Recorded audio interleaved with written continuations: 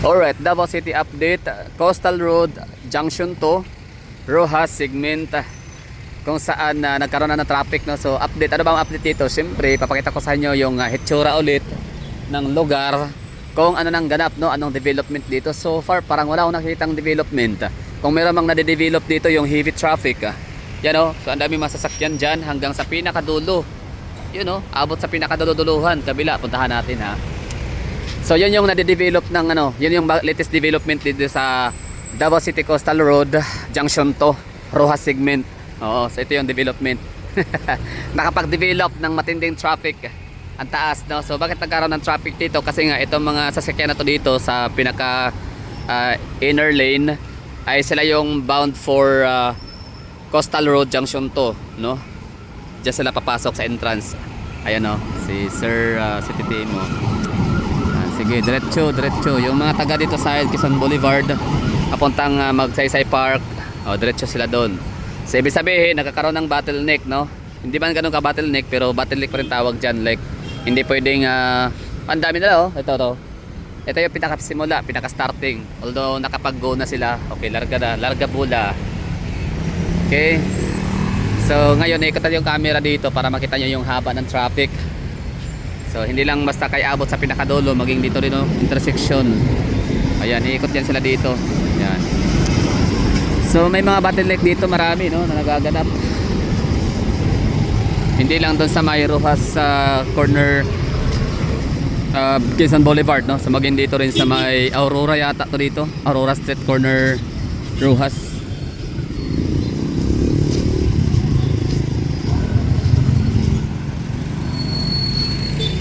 Diba? Oh, grabe yung traffic.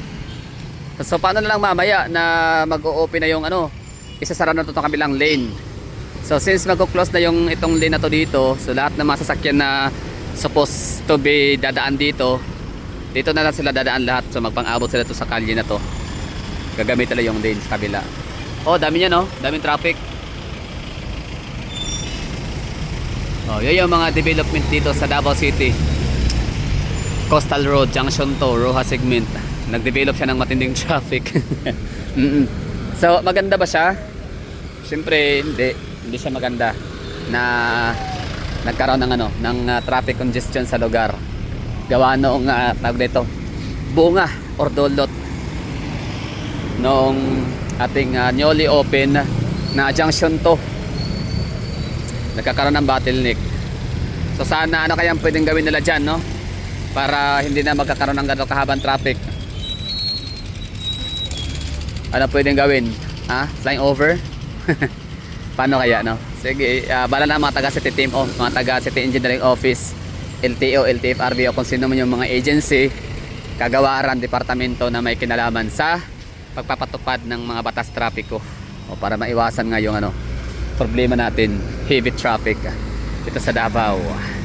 So yan, ha, we're facing Quezon Boulevard corner Rojas Avenue intersection papuntang Junction 2 Coastal Road. So yung traffic talaga na nagaganap ngayon dito ay hindi siya temporary lang dahil sa siya ay peak hour, gano'n, no? Hindi, talagang ito yung common scenario, lagi ito nangyayari every time na magkakaroon ng peak hour, ganyan. So ano kaya sa tingin nyo pwedeng gawin na remedy ng ating gobyerno, no, ng ating mga departamento nga na may ano, may kinalaman sa pagpapaayos nitong ating traffic problem sa Davao.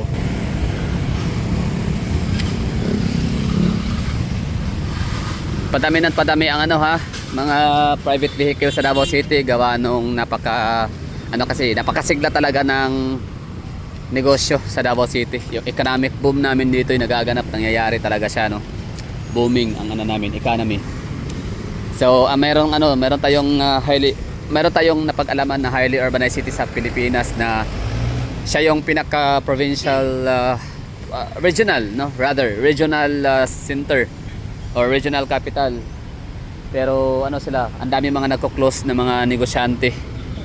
Dami mga nababankrupt na mga negosyo, dahil nga sa hindi sila booming, and that's Tacloban City.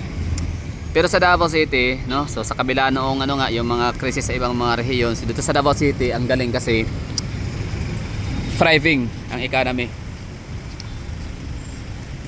Booming. Oh, so ito yung ano ha, ito yung nade-develop dito. Ito yung development latest. Pero hindi siya infrastructure, kundi traffic problem, traffic congestion.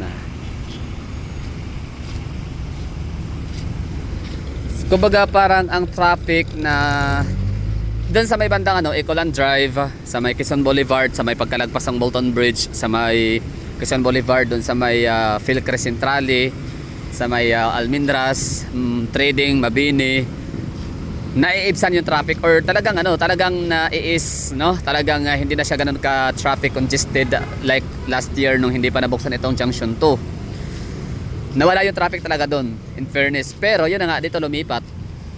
No, dito nag-transfer yung traffic.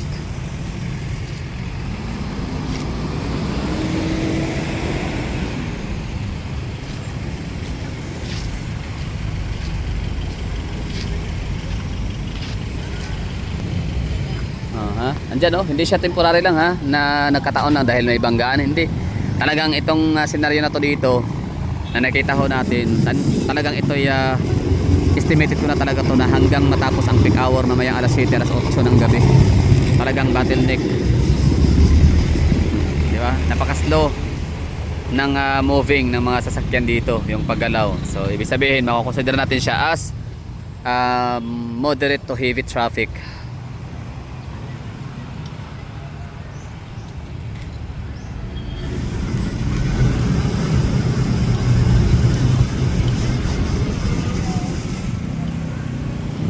Sa kabila wala naman, kabilang side.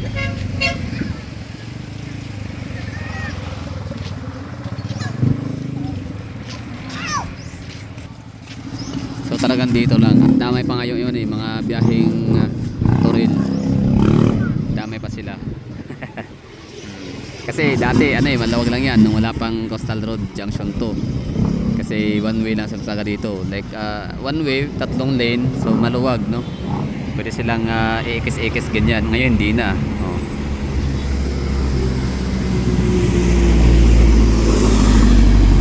So, abot dito yung ano ha, yung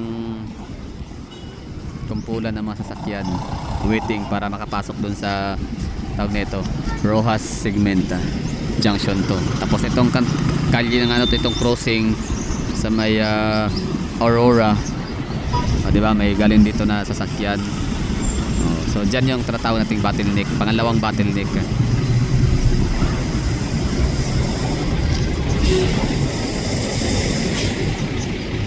Okay na tayo dito, thank you for watching ha. Yan lang ang ating latest update dito sa Davao City, Coastal Road Junction 2, Rojas segment. So latest development update. So ang nangyari ay traffic congestion. Hindi infrastructure. Pero kita ko naman kanina mayroong nasilip na parang gumagalaw yung mga heavy equipment. Parang gumagalaw yung mga cranes, hindi pala, yung mga bulldozer. Ganon, mga backhoe, grader, mga ganyan, no? So gumagalaw, so ibig sabihin mayroong ginaganap, mayroong ginagawang construction works. You know? Although hindi naman tumatagal, for example itong grupo na to, hindi naman talaga sila tumatagal ng ilang minuto, like mga 3 minutes, hindi umabot ng ganun. So mga 3 minutes lang naman, 2 to 3 minutes. Parang traffic lang ganyan. Traffic dahil sa mga traffic lights, traffic signs. Mga crossroads lang, no, normally ang kanyang itinaas or yung tagal ng traffic. Yun na nga, nasa mga 2 to 3 minutes lang ang aking observation.